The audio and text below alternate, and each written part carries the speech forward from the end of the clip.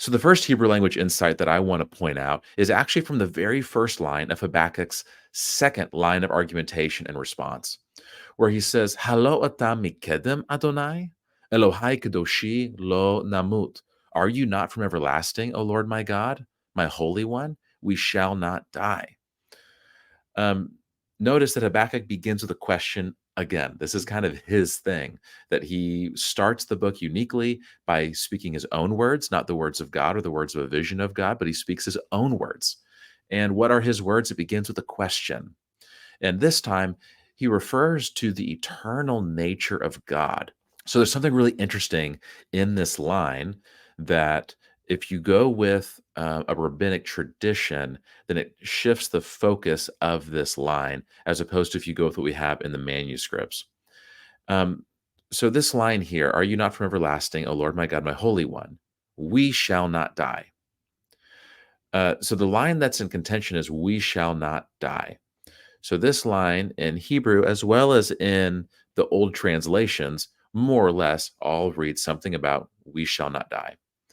Now, it just so happens that this is one of about 18 instances of a rabbinic tradition called Tikkun sopherim, and which roughly translates to something about the edits or corrections of the scribes.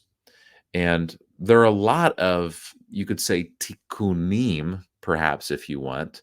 There's a lot of tikkun that we see in the Hebrew Bible manuscripts. If you ever looked at medieval manuscripts like the Leningrad Codex, the Sassoon Codex, the Aleppo Codex, and so on, they don't just present the Hebrew text, they list a lot of notes on the sides. And some of them are even notes where they think, hey, what's written here, what we've received, it needs a little bit of an edit because there was a scribal error at maybe some point in the past. And most of these are very inconsequential. Sometimes it's just a matter of spelling, whether the letter yod is supposed to be in this word or not. But sometimes it produces a totally different word than what's in the text. So if you're using a study Bible, for example, you might notice in the bottom that they might make a note on certain translation lines. The ones that are only about spelling, you won't notice, but some that could impact translation, they'll make little notes. For example, you'll have some manuscripts say, generally that's referring to old translations, like old Greek translations. It could refer to the Dead Sea Scrolls, what it has to say. But I'd be curious if any of your study Bibles mention a very unique category called Tiqqun sopherim.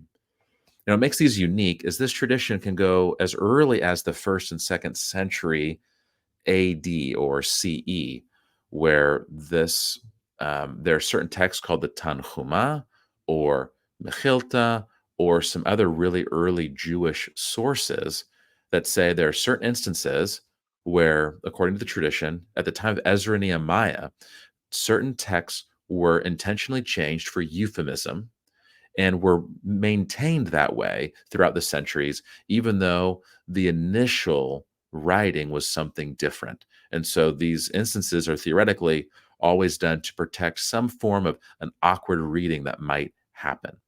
And so we have one that's here. And according to this tradition, how this line would have been read is not we shall not die, but you shall not die, is what the original reading was. So, what would be the difference in Hebrew if that were the case? Instead of it being lo namut, it would be lo tamut.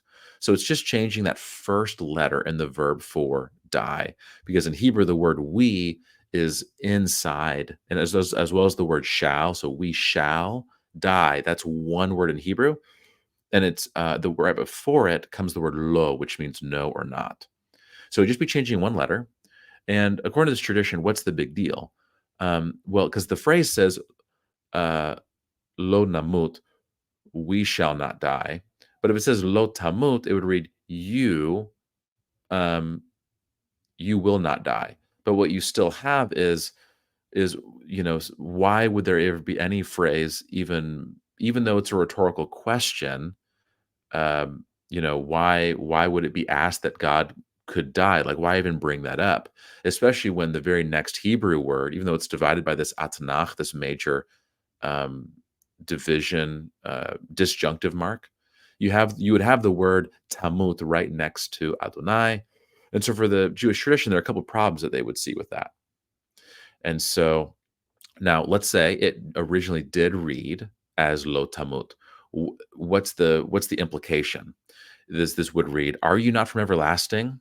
O Lord my God, my Holy One, you shall not die. O Lord, you have ordained them as a judgment, and you, O rock, have established them for a proof."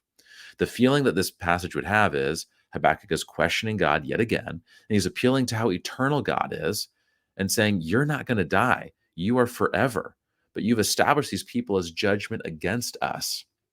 You're humans, mere mortals." It would give off the tone that Habakkuk sees a lot of um, difficulty navigating this current situation that he's in. So, if you want to read someone who does go with this translation and this tradition, Robert Alter would be the most famous person, I would say, who takes this on. If you haven't heard of Robert Alter, he's written one of the best translations of the Hebrew Bible. He is a premier expert in literature and translation and Hebrew. He's done phenomenal work on narrative and poetry in the Bible, as well as his famous translation with notes. So, if you happen to have that copy, you can see he translates it with "you shall not die," and he gives his explanation below about the Tikkun Soferim and how he thinks it makes sense given the context. Now, most translations are not going to choose that. In fact, if you look at BHQ, which is Biblia Hebraica Quinta, that is like the standard text critical presentation of the Hebrew Bible that presents the text of the Leningrad Codex, along with all the scribal notes. But also, what it has is a text critical apparatus that compares all the relevant manuscripts of the text. And when you compare this line to the Old Greek Septuagint or to things like the Targums, the Peshitta, the Latin Vulgate, and so on, and given everything in consideration, the editor for the BHQ volume of the Minor Prophets decidedly sides with how the Masoretic text and the other ancient translations read, that it should really still be "we shall not die." And they don't go with this later rabbinic tradition that theoretically has an older root in it. So, if the text really is indeed as it's translated here in the ESV and as it reads in the Masoretic text, what's the nuance here? Why is this interesting? Well, as much as Habakkuk is bringing a line of questioning to God, Habakkuk is still a prophet and he's still a man of faith. And we can see that through a couple ways. One, and firstly, is that Habakkuk, although wrestling with difficult things in the world, he still brings it before God. We see that in Habakkuk 1, verse 2 and 1, verse 12, where he brings his questions to God, even though it doesn't make sense. Well, another layer we would see that, though, is in the first sentence of his second line of reason of argumentation. He does ask a question before the Lord, but he recognizes and acknowledges some of the core principles about how God works throughout the history of the Hebrew people. We'll bring this up a lot more later when we talk about Genesis and the flood later in this episode. It'll stand out even more then. But one of the themes we see is that there are times when God judges a people group, and that can be, maybe the Canaanites are dispossessed of their land, the exile for the people of Israel, the flood for the world. There are a variety of ways where God might judge an individual or a community or a large nation.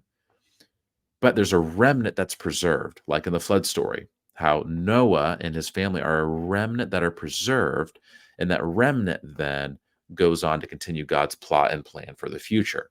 Even though there's an exile, there's a faithful remnant that is preserved that are able to stay in the land, and later others get to return to the land and continue the plot of what God's trying to do. So if Habakkuk says, "We shall not die," it's his way of, for a moment, saying, God, I recognize that you are judging us. And he's about to make it very clear he still doesn't understand this judgment. But even if that's the case, he knows we shall not die. Because you, O Lord, are you not from everlasting? O Lord, my God, my Holy One, saying you are of everlasting and you are our God. And we know that you continue to work through the years and we know how you operate. We shall not die, as in we shall not be utterly destroyed, completely destroyed. So then he goes on to say, "O Lord, you have ordained them as a judgment, and you, O rock, have established them for a proof." So this line can then be read more in a tone that Habakkuk understands what's happening. God isn't just willy nilly doing things because he feels like it. There's always intentional reasoning behind it.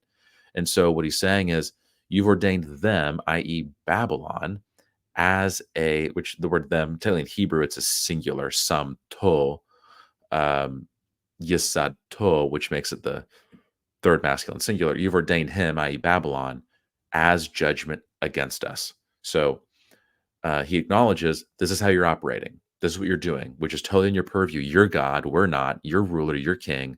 You're the one who has the power of ultimate divine retribution. And then in verse 13 is where we would still see what he has to say, though, which is, you are of pure eyes than to see evil and cannot look at wrong. Why do you idly look at traitors and remain silent when the wicked swallows up? And here's what's key: the man more righteous than he. So ultimately, Habakkuk's problem, again, is not that Judah, hey, he's not saying, hey, we're good, God. No, no. In Habakkuk, the first few verses of the chapter, he clearly talks about Judah. We have a problem, God. Help us become pure. Help us to get rid of this wickedness. But his problem now is, God, you're taking Babylon, who is more wicked than we are. We are more righteous than they are. How can you use them as the instrument to judge us? So what you're doing doesn't make sense. And so I think there could be something to model here, um, from Habakkuk. Again, realizing that even when things don't make sense, there's something about just being honest and saying, I want to go before God with my questions, with my concerns. But there's a way to do that where we still acknowledge the character of God and who he is. So I think this is a text really worth reflecting on. Ultimately, what makes most sense to me is the way that the editors of BHQ, Biblia Hebraica Quinta, the way they evaluate it. I think based on the fact that all the old manuscripts, all the old translations, that is, side with "we will not die." I think that that's an abundance of evidence, and so yeah, theoretically, that Tikkun Sopherim tradition, if it goes all the way back to the time of Ezra and Nehemiah, it'd be before these translations, and it was adopted in, so it's possible. I'd love to hear in the comments below. What do you think? Which rendering makes most sense to you? Which one is most interesting to you? And how do you think that impacts the text? Whether it reads "You shall not die" versus "We shall not die." If you want to study more about the Tikkun Sopherim in general, or just look at an extended analysis of this text of Habakkuk 1, verse 12, then I'm going to share an article with all of you by a scholar who wrote extensively on Tikkun Sopherim. She was also the scholar who did the BHQ volume of Deuteronomy. I know that doesn't feel relevant, but she's done a lot of excellent textual critical analysis. She unfortunately passed away just a couple of years ago, but I'm going to put a link to a lengthy article that she wrote, which actually I believed it was her published dissertation that she did. And that way you can read more if you'd like.